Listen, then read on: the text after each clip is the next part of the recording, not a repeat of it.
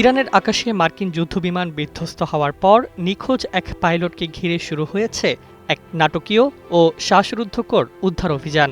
আন্তর্জাতিক গণমাধ্যমের খবর অনুযায়ী ঘটনাটি ঘটে এমন এক পরিস্থিতিতে যখন ইরান ও যুক্তরাষ্ট্রের মধ্যে উত্তেজনা চরমে পৌঁছেছে।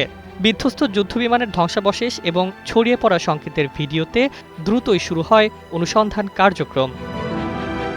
প্রতিবেদনে বলা হয়, দুর্ঘটনার পরপরই মার্কিন সামরিক বাহিনী, হেলিকপ্টার, বিশেষ উদ্ধার ইউনিট এবং স্পেশাল ফোর্স মোতায়েন করে।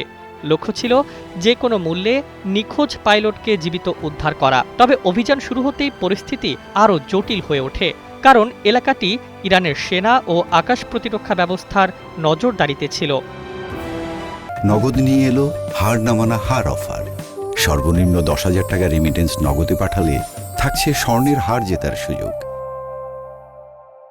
ট্রাম্প প্রশাসনের ঘনিষ্ঠ সূত্রের বরাতে বলা হচ্ছে, উদ্ধার অভিযানকে অত্যন্ত বিপজ্জনক হিসেবে বিবেচনা করা হয়। একদিকে সময়ের বিরুদ্ধে যুদ্ধ, অন্যদিকে শত্রু ভূখণ্ডে প্রবেশ।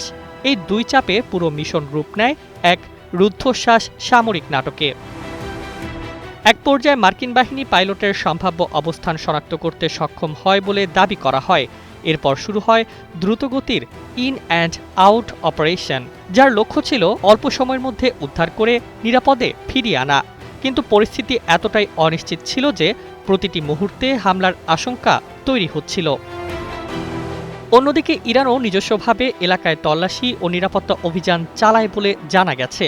ফলে পুরো অঞ্চলটি পরিণত হয় এক উচ্চ ঝুঁকিপূর্ণ যুদ্ধক্ষেত্রে, যেখানে আকাশ ও স্থল দুই দিকেই উত্তেজনা তীব্র হয়ে ওঠে। পরবর্তীতে যুক্তরাষ্ট্রের বিশেষ বাহিনী সফলভাবে অভিযান সম্পন্ন করে পাইলটকে উদ্ধার করে নিয়ে যায় বলে বিভিন্ন প্রতিবেদনে দাবি করা হয়, যদিও এই ঘটনার বিস্তারিত অনেক তথ্য এখনও আনুষ্ঠানিকভাবে যাচাইয়াধীন।